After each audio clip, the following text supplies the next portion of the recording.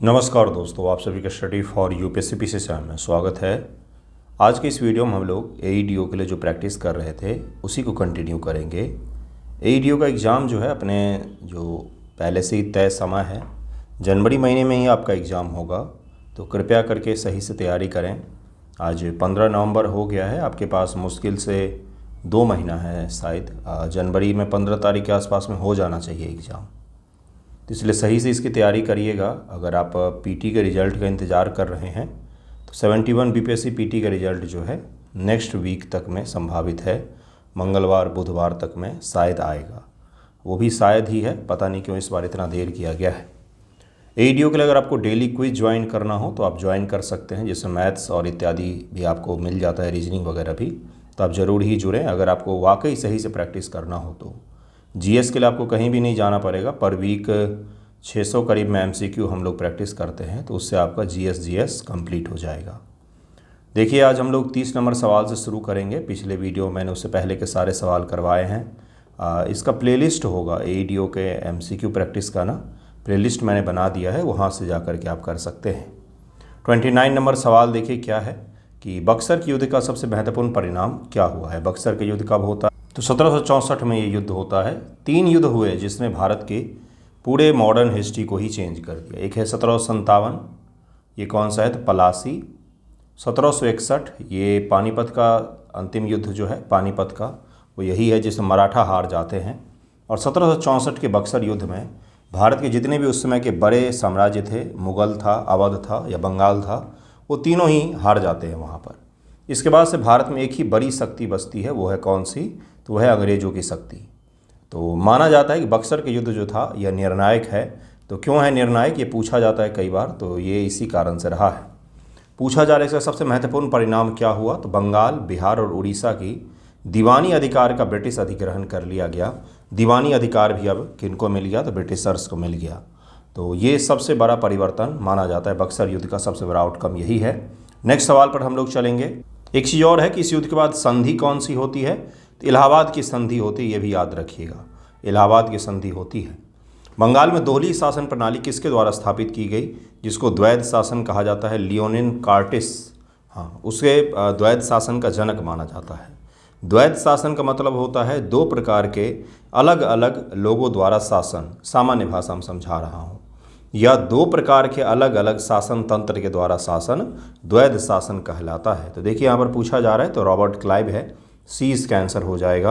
Robert Clive ने दोहरी प्रणाली का स्थापित की, जहाँ कंपनी के पास दीवानी और नवाब के पास में निजामत प्रशासन था। तो कंपनी के पास में दीवानी हो गया, दीवानी मामला कंपनी के पास चला गया, और जो नवाब है उसके पास में कौन सा रहा? तो प्रशासन का काम उसके पास में रहा। ब्रिटिश के लिए सख्ती बिना जिम्मेदारी वाली प्रणाली बनाई गई। तो ये जो प्रणाली है इसको द्वैध शासन कहा जाता है, क्योंककि नवाब और ब्रिटिशर्स दोनों हैं, लेकिन इसका सारा भुगतान किसको करना पड़ रहा है? तो आम जनता को भुगतान करना पड़ रहा है।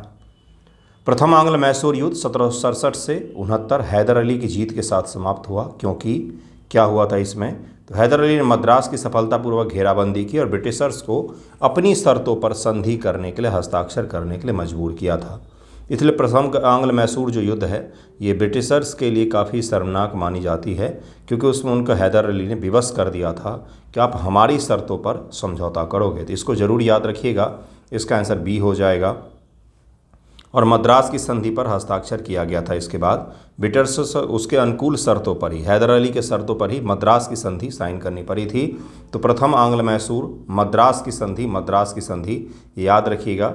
चतुर्थ आंग्ल मैसूर के बाद मैसूर शक्ति जो है ख़त्म कर दी जाती है और टीपू सुल्तान की मृत्यु हो जाती है। दूसरे आंग्ल मैसूर युद्ध का समापन किस संधि ने किया?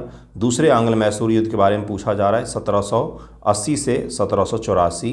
तो इसका आंसर हो जाएगा डी, मैंगलोर की संधि। किस प्रकार से याद रखें इसको इस प्रकार से याद रख सकते हैं। ये भारत का मैप है, यहाँ पर मैसूर राज्य था। तो प्रथम में हो गए पूर्व की तरफ मद्रास की संधि, मौ से मद्रास है, और द्वितीय में वो आए मैंगलोर की तरफ, जो एक पोर्ट टाउन है, वो भी समुद्र के किनारे ही स्थित है, मैंगलोर भी।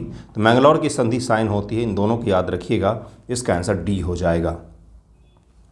मैंगलोर की संधि टीपू सुल्तान, जिन्होंने अपने पिता हैदर अली की मृत्यु के बाद कमान संभाली और ब्रिटिश के बीच में हस्ताक्षरित हुई थी। मुख्य रूप से यथास्थिति बहाल की और विजयों की पारंपरिक बहाली को शामिल किया गया। मुख्य रूप से ये कहा जा रहा है कि मैंगलोर की संधि जो साइन हुआ था उसमें कुछ भी ऐसा बड़ा आउटकम नहीं निकला था दोनों ही पक्षों के लिए। लेकिन तृतीय में टीपू की हार हो जाएगी और चौथे में तो ख़त्म ही कर दिया जाता है मैसूर को। तृतीय आंग्ल मैसूर युद्ध का प्राथमिक ट्रिगर क्या था, क्यों शुरू हुआ था, ये पूछा जा रहा है आपसे। टीपू सुल्तान का ब्रिटिश राजधानी मद्रास पर सीधा हमला, टीपू सुल्तान का ब्रिटिश सहयोगी राज्य त्रावणकोर पर हमला। त्रावणकोर वर्तमान का केरल, ठीक है। त्रिवेंद्रम जिसको कहा जाता है, तिरुवनंतपुरम जिसको कहा जाता है, वही है तिरुवनंतपुरम, उसका असली नाम यही है जिसका मतलब होता है भगवान विष्णु का शहर, तिरुवनंतपुरम, लेकिन उसको त्रिवेंद्रम कह दिया जाता है। त्रावणकोर पर हमला, मराठों के खिलाफ टीपू सुल्तान के साथ फ्रांसीसी गठबंधन और लॉर्ड कॉर्नवालिस का सहायक गठबंधन लागू करने का निर्णय। इनमें से चार में से कौन सा ऐसा तात्कालिक कारण था जिसके कारण से चौथे आंग्ल मैसूर युद्ध की शुरुआत हो गई थी? तो इसका उत्तर क्या हो जाएगा, इसका आंसर हो जाएगा बी। टीपू सुल्तान का ब्रिटिशर्स के सहयोगी थे त्रावणकोर, उन पर हमला करना जो था ये इसका ट्रिगर पॉइंट माना जाता है। टीपू सुल्तान का ब्रिटिश सहयोगी त्रावणकोर पर हमला लॉर्ड कॉर्नवालिस को युद्ध घोषित करने का बहाना प्रदान करता है। उसके बाद से कॉर्नवालिस के समय में ही तृतीय आंग्ल मैसूर युद्ध होता है। लेकिन चौथा जो होता है आंग्ल मैसूर, तो उस दौरान वेलेजली रहता है शासक। कौन रहता है? वेलेजली रहता है, इसको भी याद रखिएगा, कई बार पूछ लेता है ये प्रीलिम एग्जाम। नेक्स्ट क्वेश्चन देखिए क्या है कि तीसरे आंग्ल मैसूर युद्ध के तीसरे आंग्ल मैसूर युद्ध का समापन किस संधि ने किया जिसके परिणाम स्वरूप टीपू सुल्तान को सबसे बड़ा क्षेत्रीय नुकसान हुआ था, बहुत बड़े एरिया को अंग्रेजों को सौंपना पड़ा था? ये पूछा जा रहा है आपसे। मद्रास की संधि, मैंगलोर की संधि, श्रीरंगपट्टनम की संधि और अगला जो है वो है बसीन की संधि, जिसको बसीन भी कहा जाता है। इसका आंसर क्या हो जाएगा? तीसरे आंग्ल मैसूर युद्ध की समाप्ति के पश्चात से कौन सा संधि हुआ था जो टीपू सुल्तान के लिए बड़ा ही शर्मनाक संधि था? इसको श्रीरंगपट्टनम की संधि कहा जाता है। श्रीरंगपट्टनम की संधि, इसको जरूर याद रखिएगा, जिसमें टीपू के ऊपर में बहुत सारी शर्तें लाद दी जाती है, उसके बहुत बड़े राज्य क्षेत्र पर कब्जा कर लिया जाता है। इसके बाद से चतुर्थ आंग्ल मैसूर होता है जिसमें मैसूर साम्राज्य खत्म कर दिया जाता है। टीपू सुल्तान जो है वो खत्म हो जाता है, मृत्यु हो जाती है उसकी युद्ध में लड़ते हुए। उसके बाद से जो पहले के वाडियार वंश थे उन्हीं को शासक बना दिया जाता है। चौथे आंग्ल मैसूर युद्ध 1799 की शुरुआत किस गवर्नर जनरल के द्वारा की गई थी? तो इसका आंसर क्या हो जाएगा? इस समय था लॉर्ड वेलेजली था, लॉर्ड वेलेजली था, इसका आंसर सी हो जाएगा। बड़ा ही क्या बोला जाता है उसको, रणनीतिक रूप से बड़ा ही अटैकिंग बिहेवियर का यह गवर्नर था, जो डिफेंसिव नहीं खेलता था बल्कि एक्टिवली पार्टिसिपेट करके अपनी समस्याओं को ख़त्म कर देता था। तो एडमिनिस्ट्रेशन अगर आपको सीखना हो कि किस प्रकार से अपने शत्रुओं को निपटाया जाता है तो लॉर्ड वेलेजली के बारे में थोड़ा सा डिटेल में पढ़िएगा, किस प्रकार से उसने भारत में अंग्रेजी साम्राज्य को स्थापित करने में कितनी अहम भूमिका अदा की, इसके बारे में आपको पता चलेगा। देखिए अगला सवाल क्या है। अगला है प्रथम आंग्ल मराठा युद्ध ब्रिटिश और किसके बीच सूरत की संधि के द्वारा शुरू किया गया था? तो इसका आंसर क्या हो जाएगा? बी रघुनाथ राव, राघोबा जिनको कहा जाता है। ब्रिटिश ने रघुनाथ राव के साथ सूरत की संधि पर हस्ताक्षर किए, उन्हें पेशवा बनाने के लिए सैन्य समर्थन की पेशकश की, जिसका मराठा संघ ने विरोध किया और इसके बाद से आंग्ल मराठा युद्ध शुरू हो गया था। प्रथम आंग्ल मराठा युद्ध का समापन किस संधि ने किया था? Very very very very important, बच्चे भूल जाते हैं ये सब सवाल और आसान सवाल होते हैं मॉडर्न हिस्ट्री के, ये सब बोनस वाले सवाल हैं। इसका आंसर क्या हो जाएगा? सलवाई की संधि जिसको कहा जाता है, इसका आंसर सी हो जाएगा। सलवाई की संधि ने युद्ध का समापन किया जिसके परिणामस्वरूप ब्रिटिशर्स और मराठों के बीच 20 वर्षों का शांति स्थापित हुआ। ब्रिटिश ने सॉल्सेट को बनाए रखा, सॉल्सेट जगह है जिसको ब्रिटिशर्स के पास में रहने दिया गया। नेक्स्ट सवाल है कि दूसरा आंग्ल मराठा युद्ध अनिवार्य रूप से किस संधि का परिणाम था? दूसरा आंग्ल मराठा युद्ध, तो इसका आंसर हो जाएगा बी, बसीन की संधि जो है, इसका आंसर बी हो जाएगा। बसीन की संधि 1802 जिस पर पेशवा बाजीराव द्वितीय ने हस्ताक्षर किया था, ये पूछा गया है प्रीलिम एग्जाम में। बसीन की संधि किसके किसके बीच में हुआ था, ये पूछा जा चुका है। प्रभावी रूप से पेशवा को सहायक सहयोगी बना दिया गया, जिसे अन्य मराठा प्रमुख जैसे सिंधिया भोसले ने मराठा स्वतंत्रता के आत्मसमर्पण के रूप में गंभीर अपमान माना। उन्होंने माना कि ये चीज़ सही नहीं हुआ है मराठों के साथ में, जिसके बाद से सेकेंड एंग्लो मराठा वॉर जो है यह शुरू हो जाता है। इसका आंसर बी हो जाएगा। तीसरा आंग्ल मराठा के बारे में पूछा जा रहा है कि तीसरा आंग्ल मराठा युद्ध मराठों के अंतिम हार का परिणाम था। और देखिए इसमें क्या पूछा जा रहा है और क्या था, तो इसका आंसर हो जाएगा बी, पेशवा के पद का उन्मूलन कर दिया गया इस युद्ध के पश्चात से 1817 से 1818। जो आप सुनते हैं ना कि महारों ने मराठा के सैनिकों और ब्रिटिशर्स के साथ मिलकर के मराठों को हरा दिया था महारों के द्वारा, तो वो इसी में हुआ था 1817-18। तीसरे आंग्ल मराठा युद्ध में ही ये चीज़ हुआ था कि जो मराठा हैं उनको अंग्रेज और महार सैनिक जो महाराष्ट्र के प्रांत में थे, निचली जाति मानी जाती थी उस समय महार, उन्होंने पार्टिसिपेट किया था इसमें और मराठों को हरा दिया था। ओके, भीमा कोरेगांव का नाम आपने सुना होगा, इसका आंसर बी हो जाएगा। अंतिम हार के बाद गवर्नर जनरल लॉर्ड हेस्टिंग्स ने पेशवाशिप को समाप्त कर दिया, पेशवा की पदवी को ही खत्म कर दिया। बाजीराव द्वितीय को निर्वासित कर दिया गया, बनारस भेज दिया गया था इनको। पेशवा के क्षेत्रों का विलय कर दिया गया, जिससे मराठा संघ विघटित हो गया। इसका आंसर बी हो जाएगा। तो मतलब भारत के 3 बड़ी शक्ति, उसमें से मैसूर ख़त्म किया इन्होंने, मराठा ख़त्म कर दिया इन्होंने। अब ये इंतज़ार करेंगे रणजीत सिंह जी की मृत्यु का। जब तक रणजीत सिंह जी जिंदा थे तब तक इन्होंने पंजाब को हाथ नहीं लगाया, क्योंकि इनको पता था कि रणजीत सिंह जो हैं वो दुनिया में उस समय सबसे मॉडर्न और सबसे शानदार सेना उनके पास मौजूद थी, जिस सेना में बाहर के जो यूरोपीय कमांडर हैं वो भी काम करते थे। इसलिए इन्होंने कभी भी इन्होंने पंजाब को हाथ नहीं लगाया। लेकिन जैसे ही रणजीत सिंह जी की मृत्यु होती है, अगले कुछ वर्षों में ही पंजाब पर ही ये लोग कब्जा कर लेते हैं। नेक्स्ट देखिए क्या है। असाई के निर्णायक युद्ध में जनरल ऑर्थर वेलेजली के द्वारा किस मराठा जनरल की सेनाएं पराजित हुई थी? तो इसका आंसर हो जाएगा बी। भोसले और सिंधिया की सेना को पराजित कर दिया था संयुक्त रूप से वेलेजली ने। इसका आंसर बी हो जाएगा। असाई का युद्ध ब्रिटिशर्स के लिए महत्वपूर्ण विजय सिंधिया और भोसले प्रमुखों की संयुक्त सेनाओं के खिलाफ लड़ा गया था, और दोनों के संयुक्त सेना को जो अंग्रेज हैं, ब्रिटिशर्स हैं, वो हरा देते हैं। ये बहुत बड़ी उपलब्धि मानी जाती है, क्योंकि मराठा जो होते थे काफ़ी वीर माने जाते थे, उनके सैन्य क्षमता भी काफ़ी मजबूत थी, लेकिन वो भी हार जाते हैं। बंगाल के किस नवाब को 1760 में पदच्युत किया गया था और बाद बक्सर के युद्ध में अंग्रेजों के खिलाफ गठबंधन में शामिल हो गया था? वो कौन सा नवाब था? तो यह मीर कासिम था, जो बक्सर के युद्ध में शामिल तो हुआ, लेकिन बक्सर का युद्ध भी हार जाती है संयुक्त सेनाएं। पलासी के युद्ध 1757 के बाद के कारण बंगाल के नवाब की किस बात पर आपत्ति थी? ब्रिटिशर्स के दीवानी अधिकारों की मांग, ब्रिटिशर्स द्वारा दस्तकों व्यापार पास का दुरुपयोग और कलकत्ता की अवैध किलेबंदी, मीर जाफर के सिंहासन को सुरक्षित करने का प्रयास, बंगाल में फ्रांसीसी सैन्य उपस्थिति। तो इसका उत्तर बी हो जाएगा। जो ब्रिटिश व्यापारी थे वो दुरुपयोग करते थे पास का, ट्रेड पास जो होता था, और उसके अलावा कलकत्ता को उन्होंने किलेबंदी की थी, जिसको लेकर के युद्ध हुआ था। पलासी का युद्ध बहुत इंपॉर्टेंट माना जाता है। पलासी कहाँ पर है? तो वर्तमान बांग्लादेश और बंगाल और बिहार के सीमावर्ती इलाकों में है। तो इसका आंसर बी हो जाएगा। बंगाल में ब्रिटिश वित्तीय वर्चस्व की अस्थायी स्थापना किसके द्वारा सुरक्षित की गई थी? पलासी के युद्ध के द्वारा। बहुत ही शानदार सा सवाल है ये, थोड़ा सा विश्लेषण करके इसका आंसर निकालेंगे। बंगाल में ब्रिटिश वित्तीय वर्चस्व, the permanent establishment of British financial supremacy, किसके द्वारा उनकी फाइनेंशियल सुपरमेसी को एस्टैब्लिश किया गया था? बंगाल में यह पूछा जा रहा है, या भारत में ही, क्योंकि बंगाल प्रांत पर कब्जा एक तरीके से भारत के हृदय आत्मा पर कब्जा था, क्योंकि बंगाल सबसे समृद्ध प्रांत था उस समय। ये पूछा जा रहा है आपसे। 4 ऑप्शंस दिए गए। पलासी का युद्ध, इलाहाबाद की संधि, अलीनगर की संधि, वांडीवॉस का युद्ध। अभी कुछ देर पहले ही मैंने एक संधि की चर्चा की जिसे मैंने आपको बताया भी थी। इसका उत्तर क्या हो जाएगा? इसका आंसर हो जाएगा बी। इलाहाबाद की संधि है जिसके द्वारा उनको दीवानी अधिकार प्राप्त हो जाते। दीवानी अधिकार का मतलब है जमीन, राजस्व इत्यादि से जुड़े हुए अधिकार अब उनको प्राप्त हो जाते हैं। उन्हें सबसे अमीर प्रांतों पर वित्तीय नियंत्रण सुरक्षित हो जाता है, जिसके कारण से वो भी सबसे अमीर प्रांत है। बंगाल, बिहार और उड़ीसा उस समय एक ही हुआ करते थे ये पूरा प्रांत। तो इस पर जब वो वित्तीय रूप से सुपरमेसी स्थापित कर लेते तो इस संसाधन का उपयोग अब वो पूरे देश में करेंगे और पूरे देश को जीत लेंगे वो। भारत में सहायक गठबंधन प्रणाली की शुरुआत किस ब्रिटिश गवर्नर ने की थी? सहायक गठबंधन प्रणाली की शुरुआत किस ब्रिटिश गवर्नर के बारे में पूछा जा रहा है। वैसे सहायक संधि जो है माना जाता है डुप्ले, जो फ्रांसीसी गवर्नर था, उसकी सोच मानी जाती है कि उसी ने इसको बनाया था, लेकिन ब्रिटिशर्स में वेलेजली ही था। तो इसका उत्तर क्या हो जाएगा? इसका आंसर हो जाएगा सी, लॉर्ड वेलेजली है। इसके द्वारा ही ब्रिटिश गवर्नर था, इसके द्वारा सहायक संधि को लागू किया गया था। भारतीय राज्यों को सीधे विलय के बिना ब्रिटिश नियंत्रण के तहत लाने के लिए सहायक गठबंधन प्रणाली की व्यवस्थित रूप से विकसित किया गया और पेश किया गया। तो इसका आंसर सी हो जाएगा। लॉर्ड वेलेजली द्वारा प्रस्तावित शर्तों के तहत ब्रिटिशर्स के साथ सहायक गठबंधन प्रवेश करने वाला पहला राज्य कौन सा था? लॉर्ड वेलेजली के समय में सहायक संधि को अपनाने वाला पहला राज्य कौन सा था?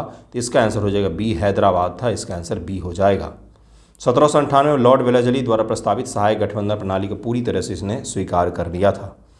1765 से 1772 तक बंगाल में राजनीतिक व्यवस्थाएं, जहां कंपनी के पास राजस्व सत्ता थी, नवाब के पास प्रशासनिक सत्ता थी, को क्या कहा जाता है? कंपनी के पास में क्या है, पैसा एक आदमी के पास हाथों में दे दीजिए, पैसे से जुड़ी हुई ताकत एक आदमी को दे दीजिए और एडमिनिस्ट्रेशन चलाने के लिए दूसरे आदमी को दे दीजिए, तो क्या होगा इससे कुछ भी सही तरीके से नहीं चल पाएगा, है ना। अगर दोनों बिल्कुल ही अलग अलग है, कहाँ ब्रिटिशर्स हैं और कहाँ नवाब है, दोनों की कार्यप्रणाली भी अलग है, शैली भी अलग है, काम करने का तरीका भी अलग है, तो इसके कारण से क्या होगा, जनता का ही शोषण होता है तथा इसी को दोहरी शासन प्रणाली, द्वैध शासन प्रणाली कहा जाता है। इसका आंसर बी हो जाएगा। अगला है, मैसूर के टीपू सुल्तान अपने राज्य के आधुनिकीकरण के प्रयासों के लिए जाने जाते हैं। किन किन चीज़ों का उन्होंने आधुनिकीकरण किया, सेना, नौसेना, मुद्रा, वजन, माप, हर चीज़ का उन्होंने किया। आपको पता होना चाहिए कि सबसे पहले जो मिसाइल का उपयोग, बारूद आधारित मिसाइल का उपयोग भारत में ही किया गया, जिसको ब्रिटिशर्स उठा करके ले गए यहाँ से और उन्होंने रिसर्च किया और उसके बाद से फर्स्ट वर्ल्ड वॉर में उन्होंने इसका उपयोग किया था। वो सबसे पहले जो मिसाइल है वो टीपू सुल्तान के सैनिकों ने ही बनाया था। छोटे स्तर के रॉकेट सबसे पहले टीपू सुल्तान के सैनिकों ने ही बनाया था। बिल्कुल सही सुन रहे हैं आप। उसके पास में डिफेंस रिसर्च लैब भी था। उस समय में कि कोई और नाम होगा इसका, लेकिन था वो, इसका हमें प्रमाण मिलता है और ब्रिटिश म्यूजियम में वो रखा हुआ है, जो सबसे प्रथम बार फायर किया गया मिसाइल था, रॉकेट जिसको कह सकते हैं।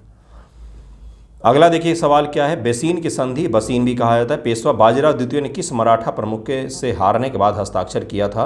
इसका आंसर हो जाएगा सी, यशवंतराव होलकर।